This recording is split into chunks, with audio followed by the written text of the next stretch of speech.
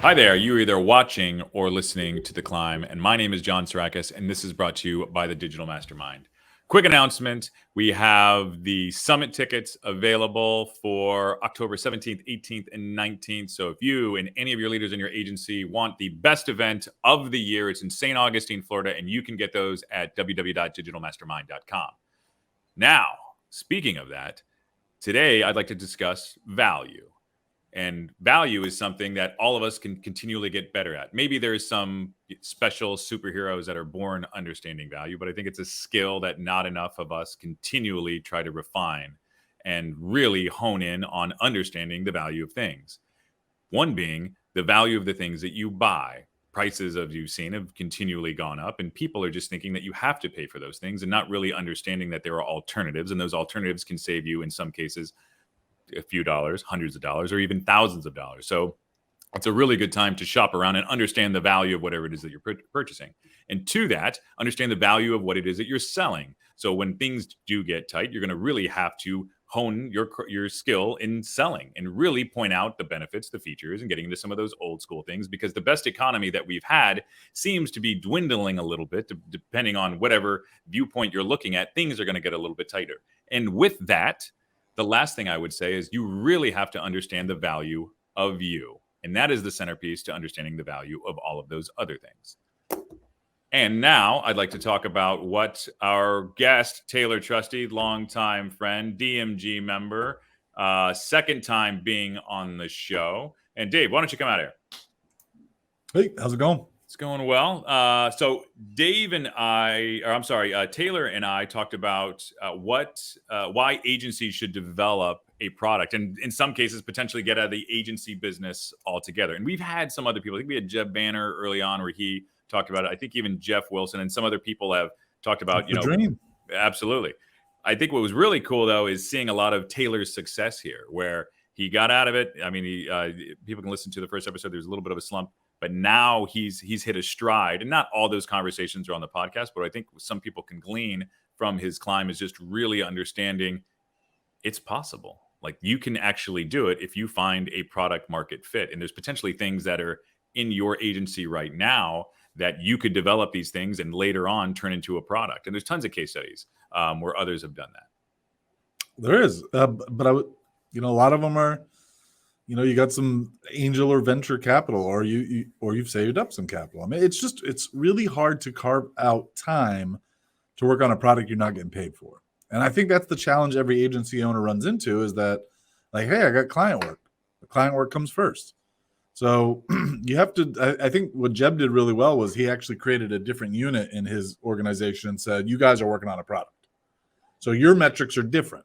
We're not judging you on how much client work you're getting done. So he was able to have the margin to do that. So it's almost like a story of evolution of your agency. You got to carve out the margin. The margin's got to be there so that you can dedicate time to working on a product. And then if you can do that, then you can break it away. And yeah, that's the dream. We thought about that for a long time. I think the other thing too is that it should start with something that you would service your clients with. Correct. Right. And it can be something small that's just service related that you would do manually, and then you automate, and then it becomes a product. And I think a lot of agencies could really look in and see, like, okay, these are potentially things that I could turn into something that's SaaS. What tools could we build for ourselves that another agency may, want to pay for? Right. And, we've got some things that are raw, and we just haven't really turned them into the next level. But, I think everybody starts developing tools like that or automations, and then, but I mean, they have to be mature and they have to be polished. And I think also the team has to believe in it, and going to that monologue, right? It has to be value, right? You have to understand the value of what it is that you're selling, and really the belief part is what can drive energy. Because if you don't have energy in it, you're like, yeah, well, we developed this bot that does this thing, and yeah, we don't really care about it. Yeah, let's just give it to them for free or give it to her for free. No, it has to be like, all right, this is a separate product. It's almost a separate company, as if you're now just the distributor for whatever that thing is, and really just put everything behind it, whether you need to create a different website, all the marketing materials, all the sales, and just drive home. And I think that's what can be the separator of making that successful. Well, maybe not only just a product, but you and I have been talking about creating a separate company to offer a service to Oyova Right. to do recruiting. I mean, it's the same thing. We need this service, and we're out there on the market. We're not finding a company that's doing what we need. And so we're thinking, hey, like, blown up now by recruiters. what's that? We're gonna get blown up now by Oh, no. recruiters. You thought it was bad enough, but yeah, I completely agree. Yeah, but that's a tool or that's a service we need. So let's develop what we need. I mean, people do that all the time. How many times do we run into customers that they have like 5 businesses and they're all circulating the same clients, all doing something different? Yeah. I mean, that's a successful business model. Vertical So integration. people need to start thinking about. Yeah, absolutely. That's what a lot of companies do, where they just continually buy every little chain in their vertical so they can integrate it entirely and control and make more profit from it, of course. Right. And I think, yeah, if agencies start thinking this way, and it's going to happen, right? Because granted, we predicted other things. What did we predict? Like COVID was going to be like a long weekend. I guess we're kind of wrong about that. But I think we're going to see a turn somewhere in the market here, not Pollyanna about those types of things. And I think it's agencies are going to have to look at whatever it is that they can do to add value for their clients. And I think that could be coming, either this offering another service or hopefully a product that they can one day spin off and have something that's substantially more sellable than what it is that we're doing. Right, because everybody wants a SaaS model, revenue generated. The dream is I want to put $500 into Google Ads and get $15,000 back. Oh yeah, for sure. Yeah, everybody wants that, and everybody also wants something that is a true 4, 5, 8x type of product, rather than some of the EBITDA numbers that we're dealing with on agencies. But in any event, go ahead and buy your tickets, share this episode, and go ahead and enjoy our friend Taylor Trusty talking about his product and how and why agency owners can do it too. And maybe some shouldn't. Avatar. Taylor, thank you so much for joining us. Thanks for having me. Welcome. So this is your second time here on The Climb. It's great to have you. But if you could, give our audience an idea of your climb. How did you get here? Sure. Yeah. I guess, so I started programming when I was a kid, 13, worked in the web space. I worked at a web design company when I was 15, Hewlett Packard at 16, and then kind of worked at this e-com company in high school and dropped out of college, started an e-commerce competitor. So we sold sports collectibles online, did that for a year. And then, somebody who was doing contract programming work for said, "Hey, you want to start this web agency?" And I was like, "Sure." I was 20.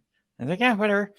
So started that, bought him out after 4 years. And so I ran it had the company for 12 years. That was called Blackstone Media. Sold that to a firm in Boston in 2018 and co-founded the software company I have now called Signal Insights. So we're a competitive intelligence platform, compete with like Google Alerts or a Cision or a Meltwater. So I've been running that for 2.5 years. I mostly lead sales, do some of the product. We raise money in this business. And and so in this company, some of our clients include, Crayola, Nationwide Insurance, Toyota Material Handling, things like that. Small little companies that nobody's ever heard of. All right. So just to jump back, did you work for HP when you were 16? Did I hear that correctly? Yeah, I was the youngest territory sales rep they'd ever hired. What? That's what they told me at the time, but who knows if it's true? Because I remember that, you had to fill out all this like tax paperwork and whatnot. And so it goes to, I guess I went to like HR or wherever that was. And they said, "Hey, like we've never hired anybody under 18. I'm not sure we could do this." But this was in Kentucky, right? I mean, there are no laws in Kentucky. When it comes to labor, you can do whatever the hell you want. So they were like, "Yeah, I guess you can." I didn't even have a car, so my mom used to drop me off. Yeah. My mom, so it was a retail, like I was selling, mostly selling printers, but back then it was like printers, scanners, computers. And at the time, I'd work mostly in like Circuit City, Best Buy, and CompUSA. And a lot of these companies aren't around anymore, but I was at CompUSA, and I remember people would come in. I became friends with the Epson rep. I don't know if Epson's still around. I assume they are, but he started to sell me on how much better Epson printers were than HP ones. And so I started, somebody would be like, print, he's like photography is really important to me. I want like a great photo printer. And over time, I'd be like, I think you should buy an Epson. Like, like questionable. Yeah, exactly. I was like, you should actually talk to Bob. Like, be like, Bob, come over here. So yeah, that was my first. How'd you get that gig though at 16? That's not common. Yeah, not common. My buddy Andrew, his mom was the like region. She's since passed away, unfortunately, of cancer. But she I used to talk about computers all the time. I was obsessed with computers, and so she said, I was like over at their house one day, and she's like, "Hey, would you, here's what I do. Like, would you want to sell computers shit?" And I was like, hell yeah. 15 and you're probably sneaking cigarettes with my son. Yeah, exactly. I was like, yeah, man, I'd love to do it. So she did no training. She did no onboarding. God bless her. Like she was just like, I think you're pretty good at this stuff. Just show up. She literally the first day was at Circuit City. So I went to this Circuit City and I didn't know what to do. I was 16. And I walk in, they gave me a shirt. It was way too big. And I go in there and I remember I was looking at the modems because I really wanted, I don't know if you remember Circuit City, but he used to have like all the, like, he's a lot of hardware and I thought it was the coolest thing, man. And I started making, I didn't make shit up, but I would, I remember people would come in and they'd say, I want a really fast gaming computer. And HP had terrible computers. So I'm like, you should really not buy this. Like you should. Actually, you should go on E-Machines. If you go to Dell, you go to E-Machines. What kind of rep are you? I was pretty bad HP rep. Oh, that's killer though, man. That's a good job at. I didn't know that about you. That's fantastic. Yeah, I remember I get paid $15 an hour, which back then is like unlimited money. I lived with my mom, and whoa, you're the king. Yeah, I was king, man, and I did that every Saturday and Sunday. So I'd work 6 hours on Saturday, 6 hours on Sunday. And then during the week, I'd work at this web design company. So I worked 7 days a week and went to school. That was when I was in high school. Yeah, so dude, you already went to college before you even dropped out of college. Good for you. Yeah, I guess. I was on a damn construction site when I was 16. Yeah. Were you selling other construction company services? No, I was usually fighting with my brothers and screaming at people and getting screamed at. Yeah, I was like, this looks like the future I don't want. Yeah. I was going to say. Yeah, family business. It definitely ended in its own demise. But this is about you, not about me, Mr. Trusty. So, all right. So you've built now a successful SaaS company, right? Is it fair to say that this is successful? How many years have you guys been doing this so far? So we started October 19, so we're like 2.5 years in. 2.5 years. All right. So there's a lot of agencies out there that have built software, right? So, I think one of the most famous or kind of infamous in some respects right now is like Jason Fried and the Hannah Hansen guy, and it was 37 Signals, and it's now, what the hell is it called now? I can't think what it's called. Basecamp, thanks. Which is fantastic software. The guys did a great job for what that does. I think also Harvest, right? The time tracking software that's been wildly successful, and I'm sure you could probably name some others. Not many, actually. Oh, really? All right, cool. You could have just been silent there. And well, I'm just saying there's not a lot of examples. I think you named 2 of like 5. I think that's it. In any event, the point I'm trying to make is, all right, this is a doable model. These are agencies that have done this, right? And then they're making software. So tell us okay, what is that like? Is this something that you always wanted to do? Is this something you could see other agencies do? Take us down this lane with your experience. Yes. So to back up, so we have, at Signal Insights, we have over 100 customers, over 100 paying clients. But it was really difficult to get to this stage because I built the prototype for this when I had my agency. So my agency was called Blackstone Media. The initial prototype for this product was called Blackstone Intel. Very clever. And I and I pitched it to some of my then clients. I was like, hey, if I built this, would you buy it? I was trying to sell it as a service. And I was thinking if I sell it to them as a service, so we built a prototype and it actually, so that was in 2014. That was actually kind of similar to what it became. It was for tracking your competitors' social media posts. When are they in the news? That kind of thing. And so I had a number of clients who said, yeah, I'd buy it. I didn't know how much this should be. Like, should this be $40 a month? Should this be $1,000 a month? Should I sell this as a yearly subscription? Do I send this to them weekly? So I, I, I sent it to, I think, like 75 clients in my old business. And probably like 15 of them expressed some level of interest, right? I didn't know how much it should be. So I couldn't take it too far because I didn't want to commit myself to something, that wasn't going to work. So what ended up happening is that, the agency takes over, right? So I think I sold like 3 of these, okay? And let's call it that I was going to sell it for $150 a month. Well, $450 a month is nothing. Like, my payroll was $200,000 a month. So, like, what is the point? Like, this is worthless. Like, so I quickly lost interest, right? That there was no the model to like build it up to a level where it could work just wasn't there. And so I put it on the back shelf, like, mentally. And then when I sold Blackstone, I actually put like a 1-line carve out in the, in case any lawyers are watching, I put a line carve out in there where it was like, Taylor retains all IP and everything related to Blackstone Intel, which I didn't even know what that was, right?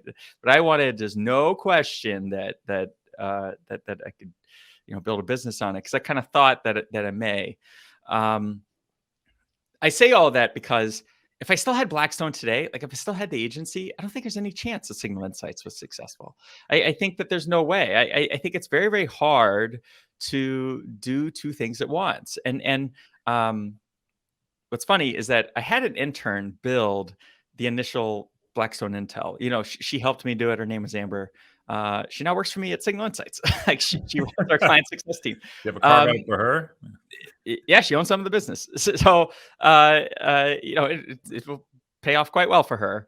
But I think that, her and I, like, she worked in my agency for a long time till she came over here. And we talk about how different a culture is for an agency, which is really a services business, versus a product.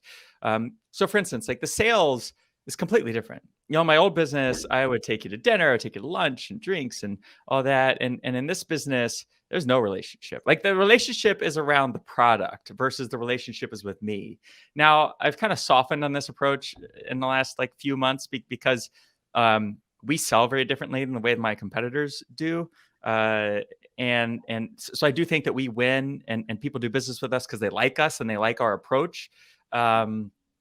But fundamentally, it's a different sale. It's much easier to say no, actually, in this business, because in my last company, if you paid me enough money, I'd do whatever you wanted, right? If you're like, I'll give you $10 million to figure out how to build that house, okay, let's do it. I guess I'll call somebody. But here, I don't have any of those levers. I have no ability to just like, build a house. So literally or figuratively.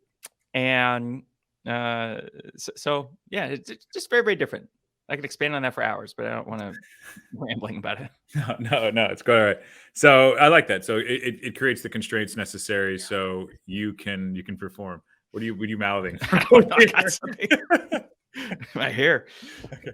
But it sounds like it creates the constraints necessary, right? And you said a couple of things that I think stood out to me. One is you can't do 2 things at the same time. If it would have been in your agency, it just would have died off. So you burned all your ships, what I'll say, when you sold the agency and you wanted to create this. Now, selling the agency, we're going to kind of flip-flop a little bit here. Selling the agency, did you like make a list of like, okay, these are potential things that I can do, and this was just the top of your list? Did you have other failed ideas? Like, where did this land for you to take off and begin this journey?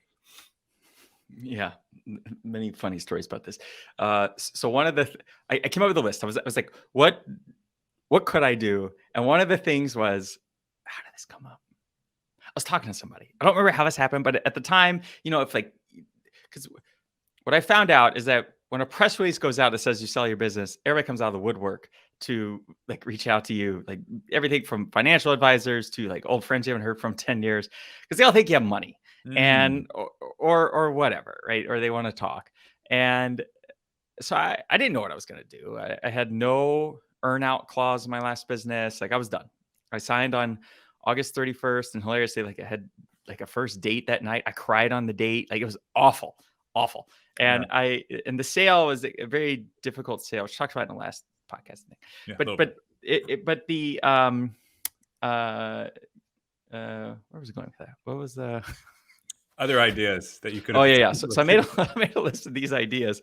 My favorite one in hindsight was a tire business. So I was going to do a forklift tire business, and I had the perfect name for it, which is Trusty Tires. And so I bought Trusty. Like a my last name is cartoon Trusty. character. I bought trustytires.com. I started like telling people this. I didn't tell like too many people, but to this day, that was like 4 years ago. To this day, people are like, Trusty Tires. Like, and it taught me this lesson about how, like, to me and you, I think ideas are like they easy come, easy go. But when I say something to like my grandmother, they're like, I'm thinking of starting this company, Trusty Tire. They never forget. Like, they to them, it's like, wow, that was a good idea. I actually think that they don't even know what it is, right? It's all in the name. It's all in the name. It's a great name, but still on the domain, I think. So I had that. I was going to do something around user testing, like usability testing. Had like kind of all these ideas, and over time, actually, I started to feel I didn't like it, because here Taylor is again with another one of his ideas, right? But this one always stuck in the back of my head. This one around. Because I knew I would buy it. Like, I had this pain. I wanted to track my competitors. I used to use Google Alerts. I would track all my competitors on LinkedIn and follow them. And, and I knew that other people had this pain. So that's how it kind of bubbled up. But I built a I paid this designer in England, and I built this prototype, and I took it to 3 former clients. And I had an agreement with myself that one of them said yes, that I'd build it. And so the first one I took it to was Toyota, who was my largest client in my last business. And my contact over there said, yeah. So he goes, yeah, you buy it. I'll sign a letter of intent. God bless him, because had he not done that, I wouldn't be sitting here. So I'm very grateful for that. They're still a client today. Yeah. So you had to get letters of intent for what exactly? Because I was going to raise money. So basically, I was taking meetings with everybody. Like, I was taking meetings with everybody and anybody. And so this former client of mine, her name's Anne. Anne said, hey, I have a neighbor who just sold his software company. Like, you should talk to him. And I was like, whatever. No. And to her credit, she reminded me 2 or 3 times. And she's like, hey, I think you guys should talk. So I ended up having lunch with this guy in Manhattan, Keith. And I was like, oh, nice guy, but whatever. And then a few months later, he emails me out of the blue. And he's like, hey, I enjoyed our lunch. I'm figuring out what to do next. What are you up to? And I had just the day before pitched it to Toyota. Toyota just said yes. So had he asked me a week prior, nothing would, I would have said, I don't know. But the timing all aligned, and it really worked out. And so I sent him my prototype, and then he said, oh, I actually know how to acquire all this data. My last business, we used to, he had all the relationships, and he had some investors. So he's like, hey, I have some people who are willing to put in money into whatever I do next. So let's formalize it. Let's get some of these people to sign letters of intent, and then we'll take it out to the investors to raise money so that we can build the actual product. Right on. And then from that time, okay, so let's say you sell your company 2018, 2019, you kick this off in October, right? Is this essentially that kickoff that you're talking about? Well, we raised money in that time. So we raised 18 and October 19. So he reached out. This all happened in 19. So this happened in between spring of 19, say April and October, was us building the prototype, and then Keith and I kind of formalizing this arrangement. This former investor in Keith's last company said, sure, I'll put up some money, but you have to have a CTO. I wasn't going to hire a CTO. And he's like, the only way I'll do it is if you hire a CTO, and I know a guy. And we're like, okay. And it was a Swedish guy. And we get on a call, and he smart, clearly smart guy, but he wanted more money, a lot of money. He wanted tons of money. And I was like, okay, this is going nowhere. Goodbye. Thanks. I mean, good to meet you. And to our investors' credit, he did all this work. He made it happen. And Hans is our CTO today. So yeah, and really without Hans, there's no product, because Hans had this special, he's brilliant guy, but also understands like the business of it and understands that he has to turn out on timelines and things like that. And, built an incredible product. So we started building in October of 19, and then we launched it in April of 2020, which is probably the worst time you could have launched in the last generation. Or the worst or the best, man, where it's the lowest, and you're like, all right, it's not really going to get tougher than this. So yeah, and that's perspective. And it was, and in hindsight, I'm grateful, and but yeah, it worked out. So I know a lot of agencies, and I'm sure you've known a lot, especially whether it's with the DMG or some of those. They're all have this pipe dream that they're going to run their agency and build. And we've even had some other people on the podcast that I think that have developed products and that and whatnot. But in your experience, like, what do they have to do to make sure that it's successful? Like, let's say you're an agency owner, you're either gonna sell your agency, quit your agency, do whatever. You want to develop a SaaS product, whether you have one in mind or you're not. Like, walk us through what's some actionable shit that somebody can walk away from this podcast and start building their software or buying a company or whatever it is to be more like you. I don't want to be more like me, but I love the way you end it with that. A few thoughts come to mind. One, I saw on Twitter, best place to see any kind of thought-provoking activity like this is they said, if there's a 3-step process to building a tech company. Step 1, start an agency. Prove that you could sell services. Step 2, create using the agency knowledge. So take everything you learned in the agency, build a product that people want, that to sell to the people you used to know in your agency, or like based on a need that you actually know. And then step 3, shoot for the fences and like create some crazy, like you're going to create the next, not Uber, but you're going to create the next, like, electric car, whatever. And this tweet, this like I don't even know who wrote it, but they wrote that everybody tries to do number 3 without doing the other steps. And he said, I think it's really important to have a services business first, because a services business teaches us how to sell, and it teaches us how to have empathy for our customer and how to sell to different types of customers and what a shitty customer looks like and what it's like to not, like how to run a payroll and things like that. And it's easier to do that in a services business because there's so many more levers that we can pull, right? In a software business, if I need $100,000, it's hard. Like I have to sell, I got to sell a lot of accounts in a small time window, let's say. But in the agency world, if you have cash flow issues, I just call up some of my clients and I'm like, hey, we have some extra capacity. There's just a lot of levers that I can pull. And those are really valuable skills to know now, not because, like cash flow things, but all those skills that I learned in the agency side, I think are like superpowers when running a product business, right? Especially the way that we sell. So I think that the way that agencies sell, to be a good agency person, you have to be a good listener. And you have to know a lot about it, about a lot of different things, right? Because we talk to so many different people all the time. Whereas if you look at a lot of my competitors, I won't name them, but if they don't have experience like that, they're trying to sell everything like a car, like a used car salesman is, or what have you. And this is where we win, right? Because that's not our culture. So I probably didn't answer your question, but that's like a few things that kind of like come to mind. No, you did. There's no right or wrong answers here on the climb, right? It's just about your journey. So somebody like wants to start, right? So they want to build something. You said something in there that was important, right? I think it was the number 2. Find something that you would use, right? And that's what you've done for yourself, right? Were there like how I mean, just is it something like a tool you want to build for yourself? I mean, you wanted to sell something for your clients. It might seem like it's a surface level question, but do you have any other ideas on how somebody could go about this? Yeah. So at Blackstone, we built 6 different products. Wow. I had this product called The Hound, which was, this was when Twilio was really early. It's like 2013. We built a texting product for 2012. We built a texting product for Yellow Cab, and we were using Twilio as the back end, and we were allowing people to text for cabs. This is in Kentucky. And we were really early on that. And Yellow Cab in that area is owned by a family, and they like saw this vision for texting for cabs. It was way before Uber. This is when Uber was just starting in San Francisco. I just mean like way before it came to like middle America, let's say.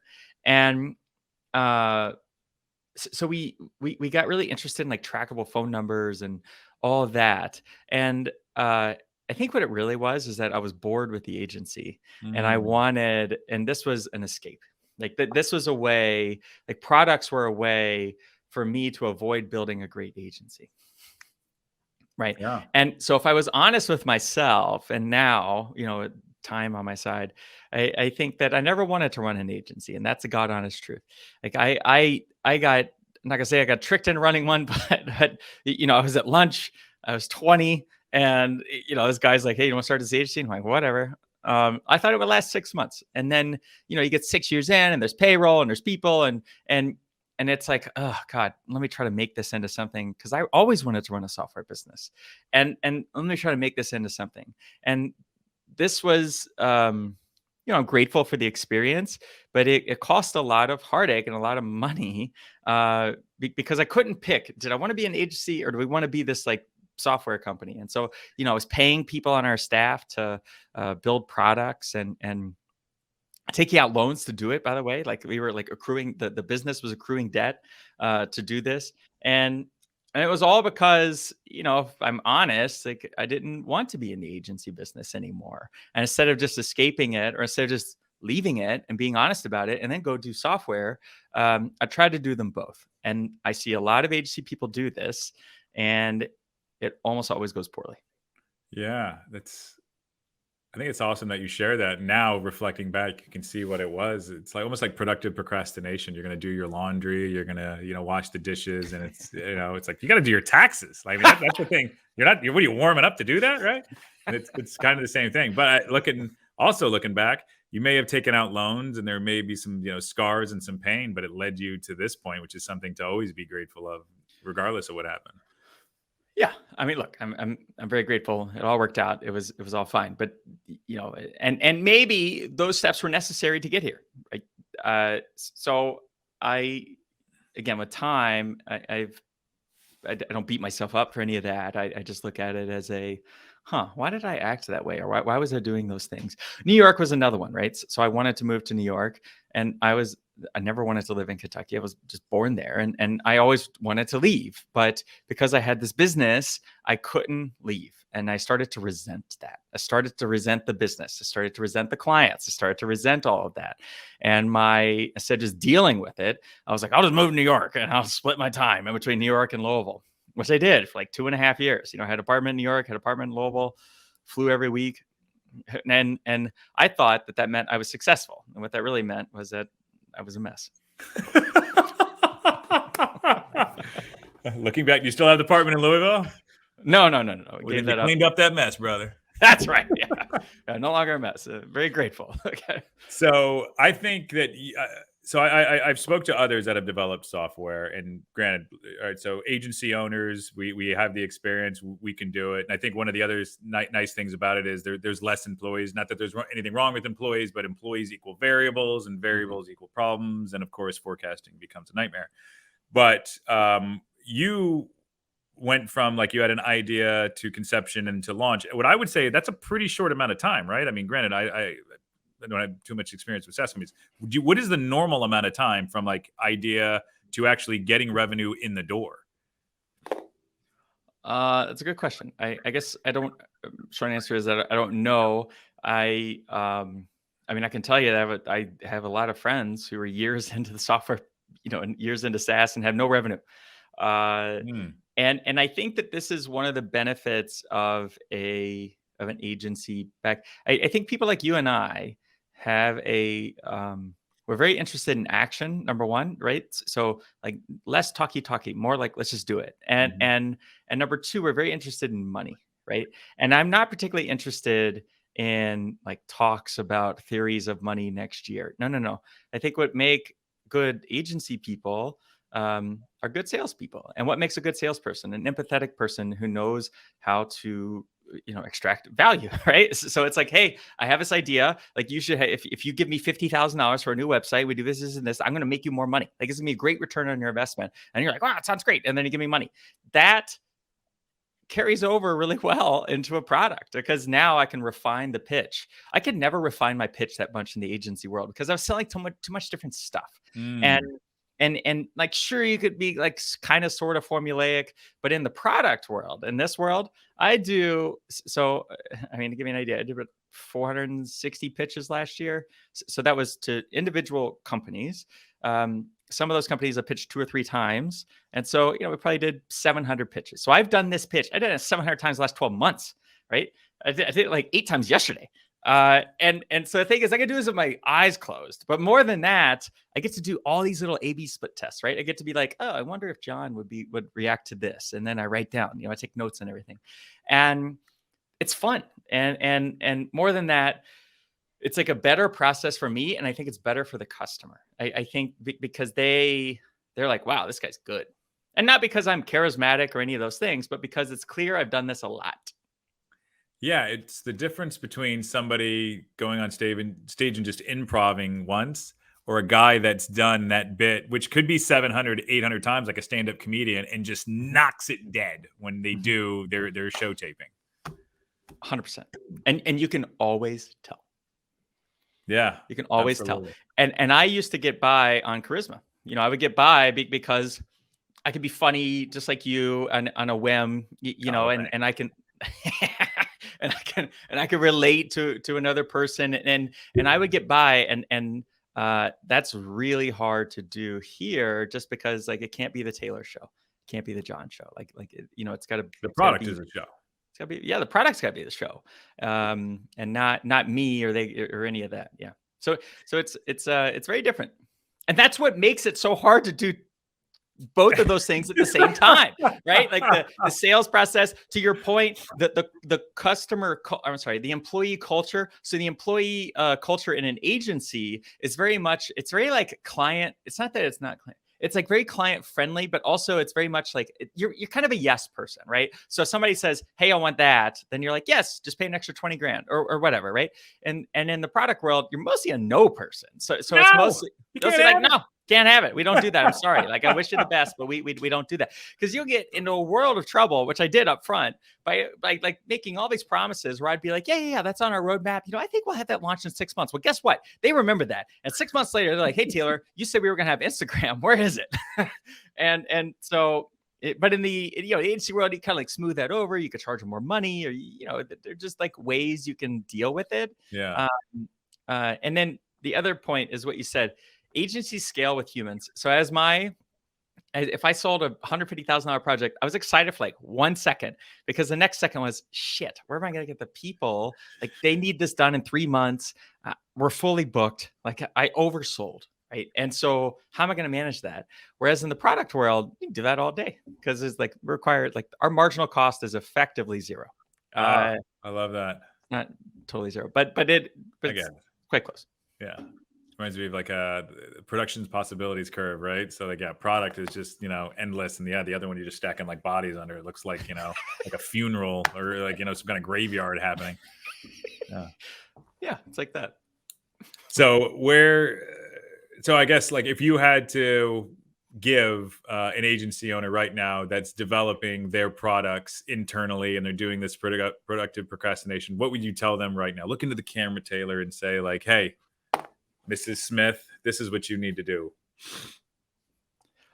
Let me think. So I think that I think there's like a couple of answers. So number one is decide what is this? Are we really trying to build a software business, and that means like no agency anymore, and by the way, the logistics of this are really important, right? Because I think it's a very easy thing to say yes to. It's like, yeah, as soon as the software business becomes big enough, then we'll just let the agency go. That sounds really sexy until you realize, okay, well, you have 12-month contracts with these clients, and how do you actually offboard the clients? Like, what are you gonna do with your office space? What are you gonna do with all those employees? Because employees and the agencies basically don't work, and like they're two different sets of employees. They're very, very different skill sets. Like a developer who loves hopping around to different clients in an agency world is probably going to hate working on one product and on here, right? And they're used to interfacing with the client, and maybe that's part of why they're attracted to agencies, because they get this large variety. All that goes away, and there's very little overlap between kind of the kind of the employees, the culture, the customers, kind of all of it. And so think through, if the answer is we're going to slowly ramp up the software and then we're going to slowly ramp down the agency, that sounds easy, but in my experience, it's horrifically hard. Okay, so option 2, we're just going to shut down the agency, at the end of the year, right? And we're going to go all in. Well, I think now you have the same challenges I just brought up with, except now with a timetable.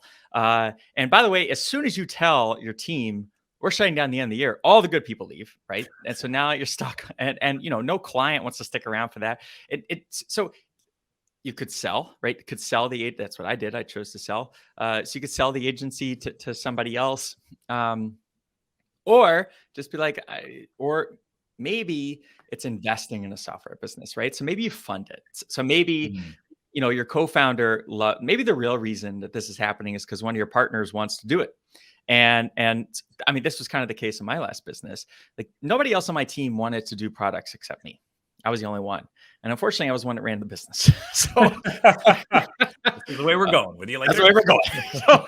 So I think that I was like pulling people, kicking and screaming. They're like, hey, I didn't sign up for that. I signed up for an agency. I wanted the agency world. Like now you're one Mad Men. I mean, they're not making products. Yeah, exactly. Like I watched Mad Men. That's what I signed up for. And so now the reason I say that is because maybe there's another possibility, which is we create a separate company. They operate in a separate space. They don't operate in here.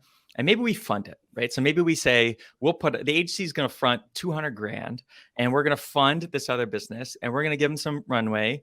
But they're separate. Like they're going to be over there. And if they meet some criteria of success, so they get 5 new clients or they build the product by February as they said they would, then we're going to give them another 200 grand. And we're going to give them, and these 2 employees who want to go there are going to go do it. But what this means is that the agency runs by itself and the software business runs by itself. By the way, if that software business runs out of money, then those people get laid off. They don't get to come back. Right.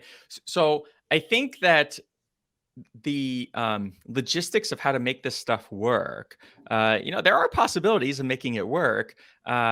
But I think that the real way to make it work is to split it, is to say either we're going to sell everybody wants to be an agency, go work for Bob now. And everybody wants software, you're coming with me and, we're going to raise some money or I'll put in the money or whatever it is. I like that last model. And I think we had Jeff Banner, who I know is a buddy of yours, when he was talking about him yesterday. Oh, all right. Maybe you gave this idea. Maybe you guys watched that old episode. With Boardable. But I mean, it was similar. Granted, his wasn't as clear as yours, which I like. All right, split it off as a separate company, fund it. You have the milestones. You failed the milestones. I'm sorry, you're out of your job. That takes a lot of intestinal fortitude, I think, for somebody to do that because they're investing. And it also reminds me of, it seems maybe, I don't know, 6, 8, 10 years ago. Do you remember all these agencies spinning up there? It was like, Fancy Labs and, Rising Labs and Magic Labs. Like everybody had their labs. Does anybody have a fucking lab anymore? Nobody. Yeah, but it seems like they all attempted that, and they were all their like mini incubators or their whatever they wanted to call those, and they failed. Maybe they didn't have a distinct model like yours. They just kept throwing in their profit and realizing that was their next boat or their next house. But I think at the end of the day, it has to be clear, a demarcation line. Because you can't focus on too many things at one time because that's the absence of focus. Well, and I totally agree. And also, ideas are worth nothing, right? So the idea of Blackstone Intel was a good one, right? It turned out to be. But the execution is everything. And I can't execute while trying to do other things, right? It just doesn't work. So even if the idea is great, and even if the money is good, right? Like even if we invest all the money, we give them the best office space, it takes a leader. Like it takes somebody who's going to inspire the team to put all this stuff together. Because early on, there are a lot of no's, and they're not just no's. Like in the agency world, it's easy to write off the no's because you already have clients, right? There's already momentum, there's already stuff, and you're like, it just wasn't a good fit. But in the early days of a startup, one no can kill the business. And so you have your whole hat. Let me give you, for instance, Marriott signed a letter of intent for Signal Insights, and then COVID happens, right? So Marriott laid off 80% of the people immediately, including our contact and everybody I knew at Marriott's corporate office. So that LOI is obviously dead. And had Toyota not stepped up and said, "Hey, we're still going to honor it, like we're still going to do it," that was a very, it was a very like tough time, right? Where because even if you have the money, and even if you still had to believe, there still has to be belief. And in the agency world, you can always muster up the belief because you probably still have clients. You're like, all right, well, some people still love us. But in the early days of a startup, there's none of that. And so the only thing there is to live on is this belief. And if you're only believing it 25% of the time, because the other 75% of the time, you have another business to run, then how are the employees supposed to be, believers? Right. Yeah. No, well said. And that's a precarious situation that you got into with Marriott, and hats off to you for pulling it off. But now let's say that you have this ultimate focus, you have this ultimate product. Do you get bored and look at other things? Are there other like little side projects you're working on to kind of balance this out, like an 80-20 maybe? I mean, I don't have any, but I think to me, it is very fun. Like, now we're scaling sales team, and we're going to make 6 hires in the next 45 days, and then that kind of thing. Good for you. Thanks. And it's like fun. Like it is, the challenges morph and evolve, and like pricing is a very interesting challenge. I think that pricing in the agency world is pretty static, right? Like even if people are pricing based on project or performance or anything else, it's loosely based on labor. Whereas in the product world, oftentimes it's not. Like it actually has no connection to the cost, which is the anti-agency, right? Right. And so pricing becomes about the value of it to the customer. But by the way, like there's no one answer to that. There are a million answers to that. And the value to you is different than the value to her. And yeah. So, and sold into different levels, like the value is much different, right? The value to a chief marketing officer is different than the director of marketing. Do you publish your pricing? We don't. We don't. Yeah. We're actually playing with pricing right now. So everything I'm telling you is very top of mind. Perfect. And also, in sales, I think you would agree with this. We're all taught to lie to salespeople. And so we will say something like, "You're too expensive," instead of the truth, which is, "I don't like your product." Right. And it's far more valuable for me to hear that you wouldn't buy it for $1 than to claim that I'm too expensive. And that was a big lesson they learned. Whereas in the agency world, it was easier for me to say, "You know what, we are expensive." But here you're like, "Well, should we be half the price? Like, what is expensive? Like, why do you say that?" And until a mentor told me, they're like, "Look, they're all lying to you. They just don't want to tell you no. They just don't want to tell you no." Yeah, no, that's good advice. And I think in your situation, like where do you feel like you're priced, right? Like, are you in the lower tier of your competitors? Are you equal to your competitors? Are you more expensive than your competitors? So we're at the lower-ish tier.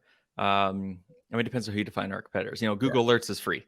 Right. I wouldn't say it's like, I wouldn't say that one counts, but we're less expensive than a Clue, a Crayon, a Meltwater, in any of them, and we're much less expensive than an analyst, which is really what we're competing against.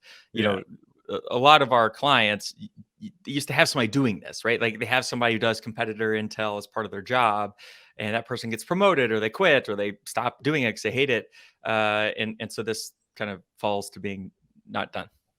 Well, and the reason I ask that is because where you are positioned creates the power and the balance, right? Because you're in a total position of like, yeah, I don't care. Like, I mean, you're not going to buy it. And then literally there's like 1,000 other people right behind you that are. So it's on to the next one, which is a very powerful position to be in. But it wasn't, look, I agree with you, but it wasn't, early on, I needed every client I could. I remember I have still a client today, and they're owned by these two brothers. I don't want to disclose too much, but they're owned by these two brothers who own this private equity firm. And these two brothers are used to negotiating, and they're like, they're tough guys.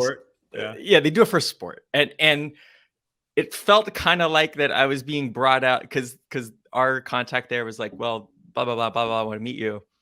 And I was kind of like, "Why? Like it's not a ton of money. Like, just say no." Like, I don't need to get beat up for sport. Like, this isn't Gladiators, just say no. And I remember we went to this call, and at that time I had 2 customers. Okay. And so he asks me, he's like, "How many clients do you guys have?"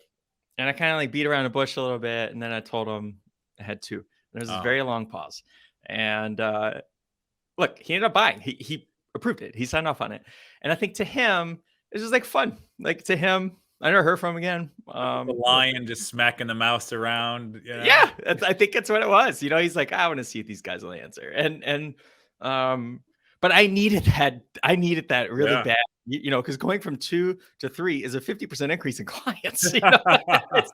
That's substantial, and I needed it. I really needed it. So I remember telling an account manager we were on the way to a pitch, and this wasn't true, but I just wanted to see what it did because I thought it was a good idea. I said, dude, if we don't get this client, we're out of business. That was the worst thing you could say to anybody. That was not good. What happened? Yeah. He was like shaking and freaking out, like checking his phone. Like, yeah, dude, till this day, I haven't told him that it wasn't true. Did you get the account? Yeah, we actually ended up getting it. There you go. See, it worked. Yeah. But no, it just reminded me of that. I know we're almost at time here, so I want to give you some space. Is there anything that we haven't covered here that you think the world should know? Be kind to yourself. Oh, all right. Cool.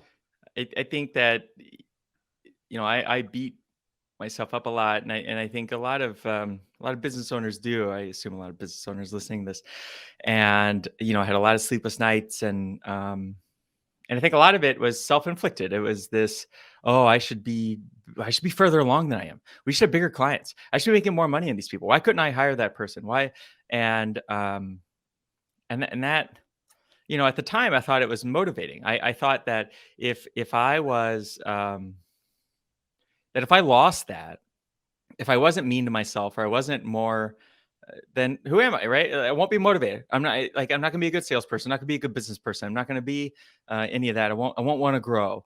And I think what I now know is that for me, that's not true, right? For me, calmer life actually leads to more growth. I've never been more successful in any way. And from a business perspective, I mean, but also like in my personal life and in how I live my life and how much sleep I get and my friendships. And it has never been more calm ever. And by the other token, I've never been more successful by any financial metric. So was it that I had to go through all the chaos to get to that? And that's something I don't know the answer to, but something that I do know the answer to is that I could have been nicer to myself along the way. And then I'm not sure I would have lost anything by doing that. But I certainly, I wouldn't have lost any of the steps, right? But I certainly lost a lot of sleep. And I certainly made a lot of people upset. And I certainly made myself upset. And for what? Like, you know, I was just an asshole. How'd you come to this realization? A lot of ayahuasca. I guess there's another thing. I recommend ayahuasca. Just say maybe, kids. Okay. Yeah, just say maybe. All right. That's good to know, man. And then how can people get a hold of you? You can find me on Twitter at ttrusty, TTRUSTY, or taylortrusty.com. Making a comeback.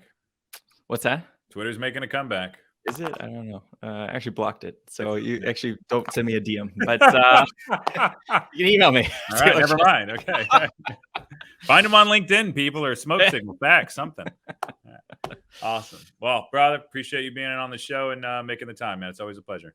I appreciate you. You do a great job.